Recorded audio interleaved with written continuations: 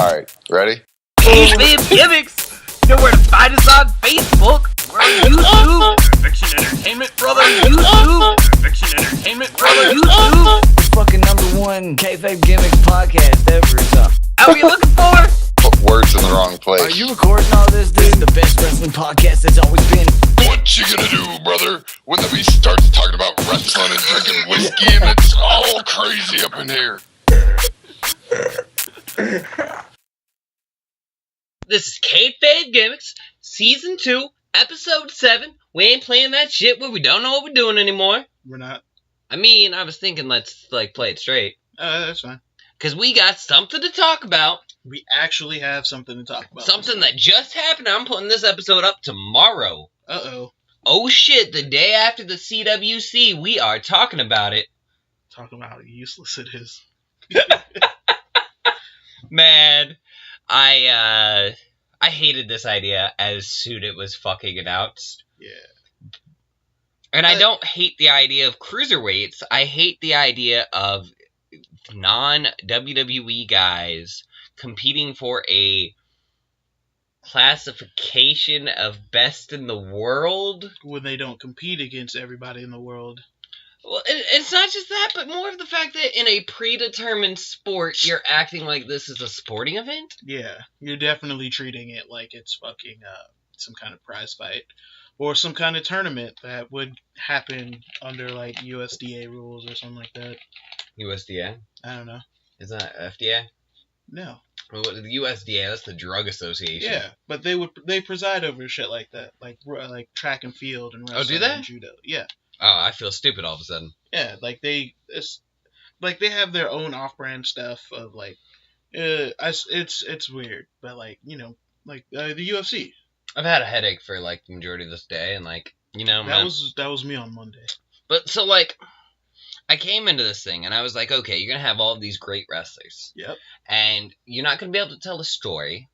You have a 32-man bracket, which is 16 fights. Mm-hmm. 4 fights per episode. That means it's going to take us a total of 4 episodes just to get through the first round. Yep. Then we move on. Then your second round is going to be 16. 8 fights. So Sweet 16. Yep. That's going to take at least 2 episodes. If we one episode and then an hour for the last episode. It's supposed to be 10 weeks. So 4, 5, 6, 7, 8. And a recap of the first 30 minutes of the tournament, and then a 30-minute match. See who's the best cruiserweight in the world. Yeah, speak up a little bit. Hey, don't tell me what to do. I tell you what to do. Oh shit, dude. So, let's talk about what did you like anything about it? The first match was pretty boring. I absolutely hated Alejandro Saez. Yeah, I think whatever. He is everything I want in a modern episode of wrestling, with his over-exaggerated movements and big eye movements and how he was yelling at the ref, but he was making his funny faces. Like, yeah. I love that kind of shit. But Grand Malik was metallic, whatever the fuck. The Lucha Libre guy, who was pretty decent. It was more than pretty decent. He was pretty good. He was good from what we could tell. I couldn't tell. It was really good. He was wrestling a straight fight like we normally see on WWE product.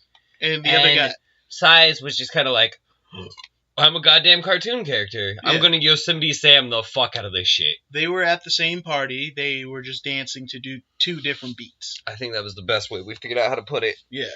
Metaphorically speaking, of course. Fire. So, after the Saez fight, we had the Chinaman. No, don't say that. Oh shit. Ho Ho Lin, who is phenomenal. He was really good. I'm really pissed off he's not signed, because we just signed the first Chinese wrestler about 2 months or 2 ago. Yeah. Ben Wong. And if Ho Ho Lin is important, I think Ho Ho Lin's a really good name too. And Ben Wong. They were both great. And who he was up against Davari. And now this gets into my first problem with the CWC. So here we are with this fake sport pretending like this is a tournament that matters, and these characters and these people that we have no fucking understanding of have characters and gimmicks.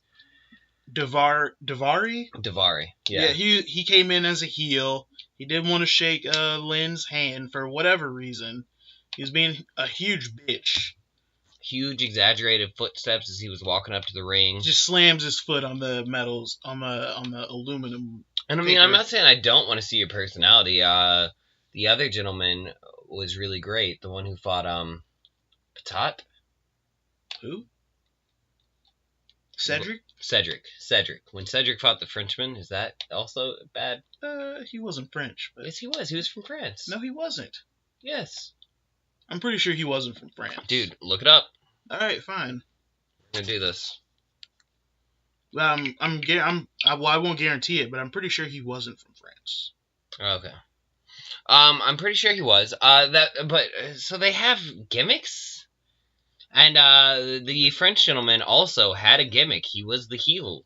He was and he did the exact opposite. Instead of the not shaking her hand, he was a strong man, little man. I'm gonna pull you in close. So he pulled him in close and didn't want to let him go. Cedric was phenomenal. Both of these guys put on a phenomenal match. And, you know, this is the CWC right now is something where I'm going, why are these gentlemen not signed to the WWE? Like, realistically speaking, these guys are putting on great matches so far. Yeah. And they are high caliber guys. And with the exception of the first match, there was a match that was, I would say, under 3 stars. And I'm not saying I actually disliked Alejandro Saez. I actually liked Alejandro Saez. I just felt like he was wrestling a different match. Yeah. And that doesn't work. It doesn't work in the sense of this is supposed to be a tournament. And we're raising hands after the fights. But every fight ended by pinfall. All the faces won. Yeah. Except for, like, I wouldn't say the last match was 2 faces. It was. I mean, I'm not going to deny that, but there was no heel victories. Again, I really am against the whole heel face thing in this. Is it a sporting event or is this wrestling? Am I supposed to care? Maybe we needed a triple elimination and these guys all have to fight each other multiple times. Double elimination with a losers tournament. And then grand finals, whoever comes out of the losers tournament is a 2 out of 3 falls. Boom! Evo that bitch, right? That's what you're basically telling me? Pretty much. Evo weekend. It's Evo weekend. I know! ESPN 2, bro. It's on ESPN 2, dude? I didn't grand finals for Street Fighter 5. I need to find this dude's name. My friend had brought it up on Facebook today. I was like, oh my god. It's already happening? He is on the left side, I believe. The right side? Right there. Clement Perrot? Perrot. Oh my god. Sorry guys, like we watched this, and we watched it not live. Marcus got off work a little late today. I know it's T-O-T-I, Petit. Whatever. Clement Petit. They said it's like Patat at one point. They are claiming he's from France, dude. See the French flag behind him? Okay, whatever. His name's Tristan Arton? Whatever. Wait, so that's not even his real name. His real name's Tristan Archer. Wow. But he is known as the French Revolution Tristan Archer. Huh. Definitely a better name than what, Clement Patat? Yeah. Whatever he was going with. Like I said, though, I did enjoy it for the most part. I mean... the final 2 matches were really good matches. I really do like Kota Ibushi. Yeah. Great guy. Ho-Ho Lin. Great guy. His English was really good, Ho-Ho. Even Patat here, I would love to see a great French character that we actually handle seriously on WWE. This is World Wrestling Entertainment, and CWC is handling the world aspect better than our weekly program does right now. Well, we call it World Wrestling because, like,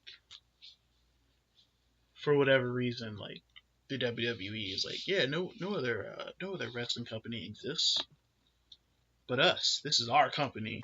We run the world. And I'm not sure how I feel about that. I really feel like we need a more international presence in the WWE by now. And we do. The fact that like we have these great Japanese guys in NXT right now. Hideo Itami's back. Nakamura. Let's go ahead and talk about Nakamura versus Balor. It was okay. It was okay. It wasn't a great match. Balor is still the most boring man in the history of the world. I wouldn't call him boring. He just needs he needs something. Like, he needs character, but like, he can wrestle. He's good at what he does. He just looks boring doing it. And part of that comes down to his regular ring gear. He's just boring as shit. He does have regular ring gear. He just wears black trunks. Black trunks. I mean, Triple H wears black trunks, but like, yeah, but they have a design on them. They had a design. Triple H. And Triple H has a personality, and you know, I mean, Finn Balor looks dead in the eyes every time you see him. He's kind of like a zombie. And maybe that's what makes the demon thing so good, the makeup. I think the makeup is... The makeup has more character than he does. Yeah. And that's a problem. And that's a problem going into the fact that Finn's probably going to the main roster. Brooklyn TakeOver has been announced. Finn's not on the card at all. That's fine. We know Tuesday is going to be the live draft for SmackDown. This Tuesday? This Tuesday. I expect Balor to come up. And at this point... Do you think they draft the club as a group? I'm not sure. We do have Kofi Kingston and the New Day versus the Wyatt family right now. Yeah. I didn't see this, but apparently they fought at the Wyatt family compound. Apparently. I didn't see it either. You didn't watch Raw? I had a headache, so I went to bed. I don't blame you. I don't blame you at all. But, so this is where we're at right now with our wrestling extravaganza, I guess you would say. And I guess now would be typically our time for a commercial break. Sorry, Typical. Matt. We're not doing a commercial break. Uh-oh. Fuck you. No commercial breaks. No breaks. You should go look at our sponsor, though. Our sponsor? He doesn't pay me shit. Oh, then he's not a sponsor. He's just a dude who is here. At Eviction Records on YouTube. Sounds like a shout out. It was kind of a shout out, not quite the commercial, because we're going straight into the rest of the show. That's fine. We also watched the what did they call it? The breakdown of all the wrestlers. Yeah, the breakdown. They had used Morrow, a specific term for it though. Morrow, it's a bracketology. It's what the NCAA does with when they match up the schools when they finally get all 64 teams ready for get ready for the tournament. You know, you look at them, see their strengths and weaknesses. They usually have seeds. For whatever reason, this tournament didn't have a seed going into it. There was no 1 seed or 12 seed. No, they kind of didn't really say that at all. No. They specifically pointed out, like, they just Kota Ibushi? Yeah, they pointed out to specific people who they thought had a good to great chance of winning this tournament. How likely do you feel that Brian Kendrick, Tajiri, Johnny Gargano, Tommy Cipriani or whatever his name is, they make it to the Sweet 16. Rich Swann They make it to the Sweet 16. Everybody who got a name drop on this bracketology thing, they're gonna make it to the Sweet 16. Now the Elite 8, I don't know. But I'm asking you, how likely do you feel that a WWE signed guy is going to win this? And this is one of my big fears from the beginning. Nobody who wins this will be wrestling with the WWE. You don't think so? Nope. And nobody got signed out of this either, which is a big problem because I'm watching these guys and I'm seeing a lot of talent. Yep. And to be honest with you, I don't even want to see them get signed because they would get stuck on something like NXT. Go to New Japan Pro Wrestling. They're getting signed to a program like NXT, and Balor, who still has the most boring character ever on wrestling, he's worse than Charlie Haas, I think. Charlie Haas could make me laugh. Balor can't even make me laugh. Well, I don't think Balor's trying to do anything that's funny. True. You did like his Too Sweet thing. Oh, yeah, I loved that. You hit him with the Too Sweet. And then nice. Caught a knee to the stomach. But, a lot of that was how Nakamura was selling everything also. That was kind of funny. And it just was this sweet little awesome moment between the two of them. I think it's because they've wrestled each other a couple times before, maybe. But everything else Balor did afterwards was still pretty much boring. I loved when he caught that double stomp out of nowhere. I didn't see it. You didn't see it? Dude, Nakamura comes running at him, and he still, like, just leaps into the air and double stomps his ass. Nice. Right into the shoulders. It was a good catch, dude. Like the catching pedigree? It was better than the catching pedigree. It was prettier. It was better executed, actually. That's sad, Seth Rollins. That's sad. I will say, Cedric, I loved his back suplex into a backbreaker. Yeah. That was a highlight of the CWC's first episode for me. Definitely. And here's the bigger problem with the CWC. Like SmackDown, if we really wanted to, it's all taped right now. Yeah. At least 4 episodes have been taped, so I think the first 16 are all figured out, and I don't know if I even want to know if I'm going to continue watching this. The final 4 should be live on 2 on Raw and 2 on SmackDown. They should be live at least on the network. At least. At least. But this is like 10 weeks, and I don't know, they filmed it in the NXT arena. So I said, something said September 18th. It was like or 14th. And that's one of my big things here. So, there's no real prize for winning this. You're not winning a WWE contract. You're just winning like King of the Ring. It's like a small token title. The series finale will be will be a 2-hour live event on the WWE network on September 14th. Now, so that excites me because that tells me that the final 8 are going to do 2 matches in one night. I don't think so. Yeah, I mean, for 2 hours, I want to see the final 4. I mean, 2 matches in one night just leaves you with the final 2. Sorry, yeah, but that would. Yeah, I don't know. You would eliminate 4 people, and then those 4 would eliminate 2. Well, today was the 13th of July, so we have 10 weeks. 10 weeks. So, 32. The 32 will be over by August 3rd, and after August 3rd, you're going to do your 16, which should last you till the 17th. Yeah, they'll probably do like 2 matches. And then either it's got to take a break then or something. Because to go all the way live to the 14th, that's 1, 2, 3, 4, 5, 6, 7, 8, 9, 10 weeks. That is 10 weeks. Yeah. That is 10 weeks. So if it takes 4 episodes just to get through the 16, then you have 8 matches after that. Maybe they're going to up it to 30-minute time limits. Probably. That was one of those things I disliked about this show. They had a different ref for every match, and every ref said, well, we already gave you your instructions. In the back, like it's a boxing match. But it just feels like it's even less shoot then. It feels like, well, we told you who's going to win in the back. I don't think they say, I don't think it's like that, but... But it is. I mean, it's definitely not shoot. We could tell by watching them, it was not a shoot fight. It was a normal... It was a dance. It was the regular dance of professional wrestling. And that's not a bad thing. Don't get me wrong.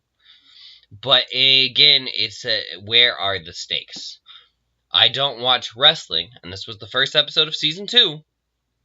You have to have stakes to make me want to watch this. Yes. And currently the CWC has no stakes. It's not going to develop stakes. There is no character development on this.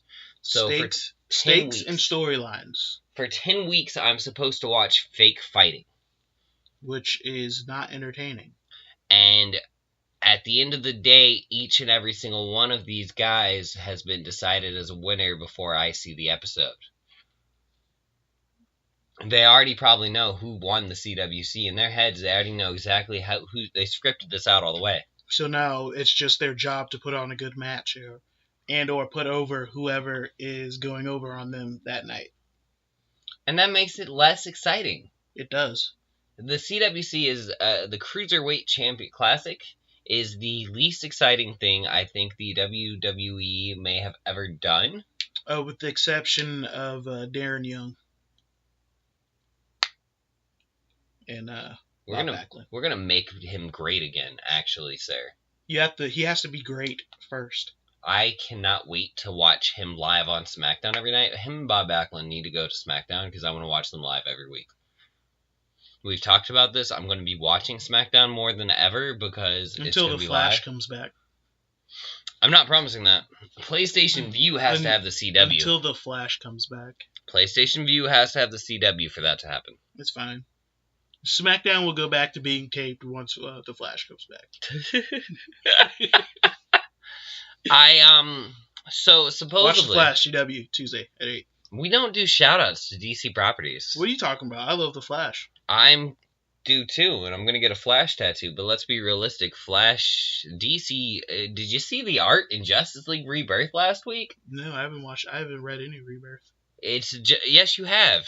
I haven't That read. picture you I saw? haven't read. I said, did any- you see the art? I didn't ask if you read the damn book. You asked me if I read it. I asked you if you saw the picture.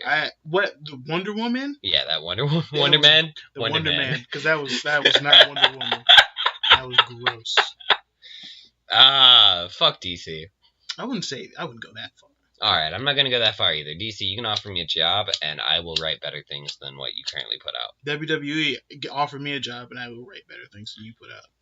I love Daniel Bryan on commentary with Mauro Ranallo. I got used to it, but like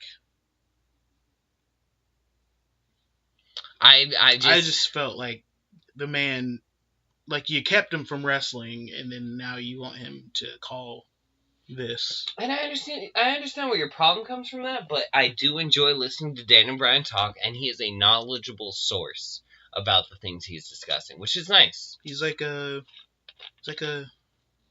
skinny JR, but with first-hand experience. And less exciting than JR. JR knows how to get you into a match, man. That's one of those things I love about JR is when JR calls a match, you know exactly what you're getting JR's into. also had practice. He has, but JR is better than any other person on commentary Yeah. because of how excited he seems during the match sometimes. Especially when it's stone cold. And it's not even that he's marking out. I don't even feel like JR ever marked out, but JR put stakes into a match. Yeah. JR introduced the stakes himself, even at the most boring match in the world with JR I don't calling think it. JR could have made CWC any exciting at all. Well, that comes down again. I think our problem with the CWC is how it's arranged. As an arrangement, it is, on paper, it sounds like a great idea, but when you start thinking about what it really means, it means nothing. Yeah, it has no stakes. It's the 10 weeks of nothing. What are they gonna do with these guys? They're just gonna go back to their territories and be like, oh yeah, You know, I worked for WWE for like 10 weeks. returning from his breakout performance at the CWC. I'm sure some small-time promoter might be able yeah. to work that, but I mean, at the same time, I see exactly where you're coming from. That's Yeah, my but big problem. if you're working for a small time promoter, like you're not gonna be like, oh yeah, I'll take whatever you give me. A lot of these guys do work for small-time promoters still. Probably. Even John Morrison still does small-time promotions just because, I mean, he does. He can and do what he he's wants. still a big star on Lucha Underground right now. Yeah. Do we consider being on Lucha Underground and being a big star? Yeah. Yeah, I think Lucha Underground is still better If than TNT. they're in talks to get purchased by Netflix, I think it is. I think Lucha Underground is better than TNA. Just about anything is better than TNA. Yeah, no, I mean, that's true. Brother Nero! I totally watched the final cut. I totally tried to put it into the tags on my last podcast. Final Deletion. The Final Deletion. The Final Deletion. It was absolutely amazing. Did you watch it? No. There were drone attacks. There was Jeff Hardy fighting drones with a guitar. There were fireworks being shot off at each other. Jeff Hardy. This is a wrestling match, Yes. right? By a wrestling promotion. Kind of, sort of. Jeff Hardy did a swanton out of a tree. Okay. I'm just making sure that Jeff Hardy did a swanton Well, Jeff Hardy kind of just fell off of a giant Hardy symbol into a pile of dirt. It's being surrounded by fire. Wow. Willow came out of the... Jeff Hardy got thrown into the water. Willow came out of the water and dragged Matt Hardy into it. Wow. And then Jeff Hardy appeared. Brother Nero appeared again. It was the train wreck of all train wrecks, but it does show what TNA gets right, and that's just having fun. It was enjoyable to watch. Really, though? Really, I kind of enjoyed myself more than I should have. You enjoyed it, but like, is that really the draw that they need? I mean, look, when you're in TNA's position, doing absolute batshit crazy might be better than anything else because at least people are watching and staring and going, "Is this really happening?" and talking about it. That's not a good thing. Yeah, well, we're talking about it and we don't absolutely hate it, so that means it's not a terrible thing either. You don't absolutely hate it.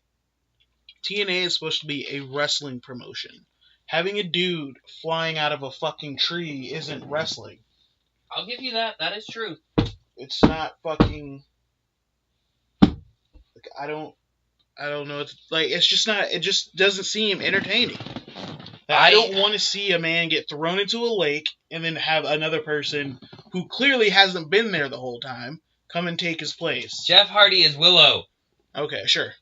There's 5 Willows. Mm-hmm. TNA is absolutely apeshit. And when the rest of the wrestling community saw that fucking video. Mm-hmm.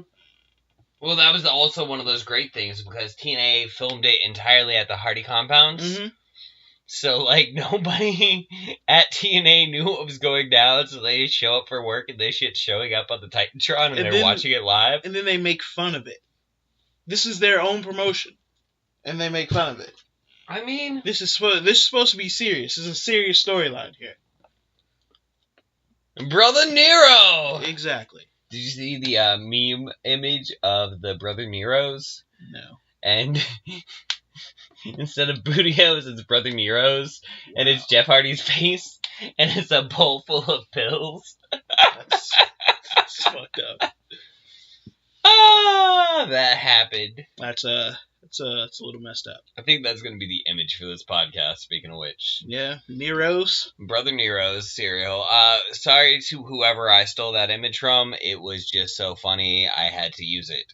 This is my thank you and congratulations. If I made money off this podcast, I would give you money. But we don't. But we get like 2 listens and nobody gives a fuck about us. So, fuck you and your fucking me. We're taking it, bitch. But we're having fun, damn it. So. Welcome to Kayfabe Gimmicks. Is there anything else you want to talk about? Not really. Anything else? Any closing thoughts on the CWC you want to share? Closing thoughts? It needs to not happen ever again. This should be the inaugural and final CWC. Triple H is talking about making this a yearly thing. Triple H is a fucking idiot. People consider Triple H and his NXT the savior of modern wrestling. Mm-hmm.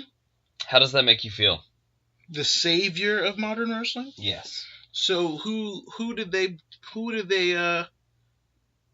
bring in that wasn't in another wrestling promotion from NXT?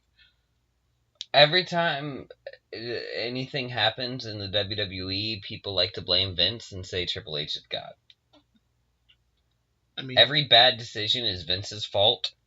If you ask the smart community, it could be, but it might not be. Look, I'm not saying fucking Triple H is gold here, but like, I wouldn't call fucking Vince a really smart guy in his later years. Like, I mean, I hear you and I see where you're coming from there. I don't think you can blame Vince when Triple H is totally accepting and doing these things on a weekly basis. Well, I mean, the guy is still the boss. Like, he still has to do what Vince says.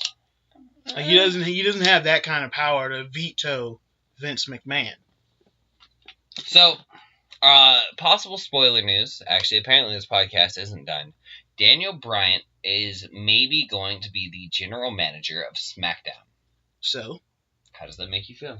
Makes me feel the same way when I found out that he was the commentator on this CWC thing.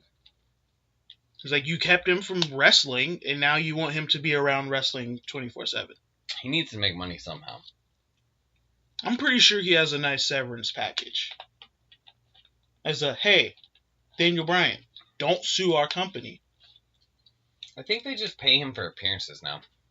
Probably. I think they just pay him for appearances. This is probably the only way he's making any money. His wife makes money. She's on Total Divas. His wife quit. No, she's on Total Divas. I thought she quit from that too. No. She retired from wrestling. The Bellas are getting a spinoff show. Are they? Yeah. Oh. You know who still doesn't watch Total Divas? I'm pretty sure it's in her contract where she gets royalties from that when that shit comes on TV. Who told us that we had to watch Total Divas? I don't know.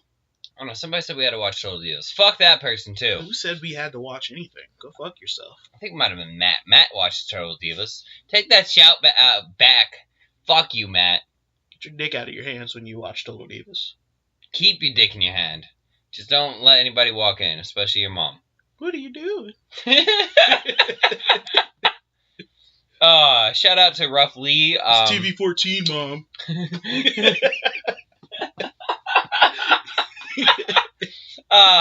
Rough Lee wanted me to watch highlight reel of Alexa Bliss versus Dana Brooks, and I never watched it. Would you like to watch it with me and commentate on it live? Sure, why not? Alrighty, let's find this video and watch this thing. Everybody should go pick up the Scott Hall documentary. It's Hey, Brother Nero's. It's hilarious. Remember, we are Kayfabe Gimmicks on Facebook, and you can totally check us out. Okay, it's Bayley versus Alexa Bliss. Why Alexa Bliss is hot on my radar. Solid work and great ring psychology. Alrighty. She did none of that when she was wrestling Sasha Banks.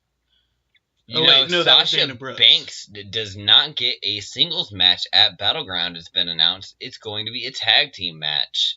Sorry, Lloyd, your woman is not getting to be the women's champion anytime soon.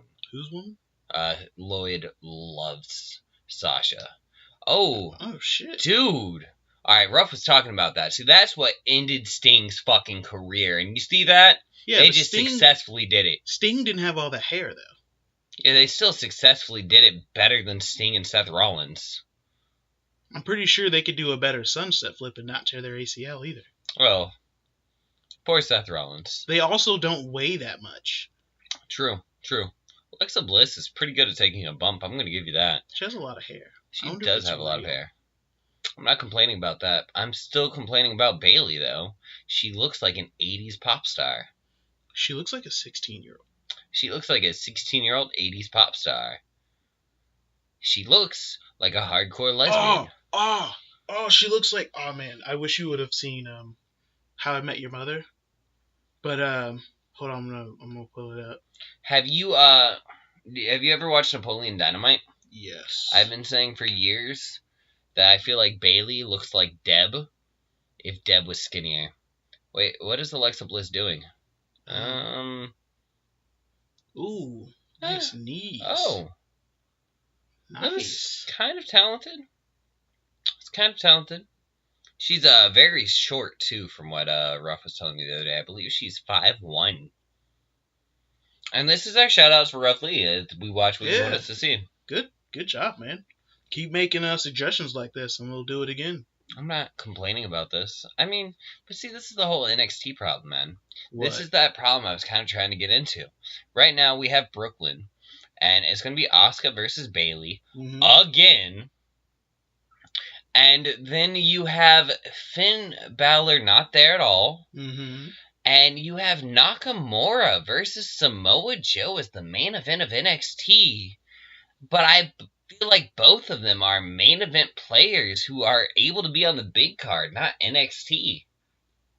Like, why is Samoa Joe one of the most decorated wrestlers you're going to find still on NXT?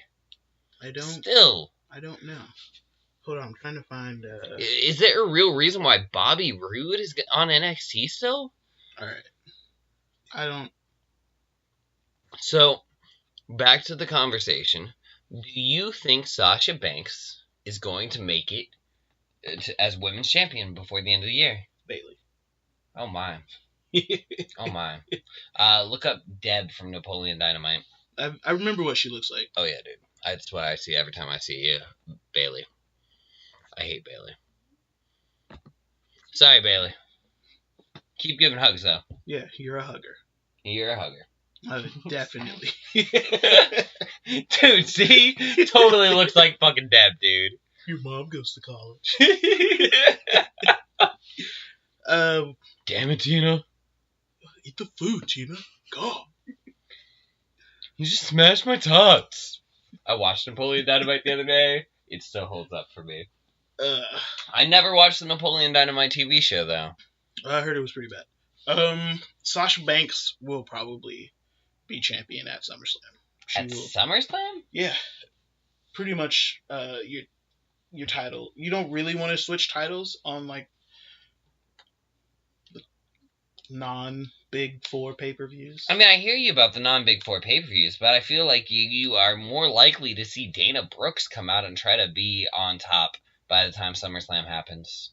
I don't think they're gonna... How long is Dana Brooks going to be underdog to Charlotte? Well, that'll start to show when she doesn't have the title, because what is she looking up to Charlotte for? You don't have the title anymore. I hear you. Your dad's not here to help you, so clearly you obviously need him to help you. Maybe that's part of it, too. I don't know. Well, time will tell. Wrestling continues onwards. This has been Kayfabe Gimmicks. Ah! I'm sNooVa. I'm Marcus. I'm probably gonna make a Twitter page for this. I don't think we have one. I know. I looked it up. We don't. And no one has the name, so.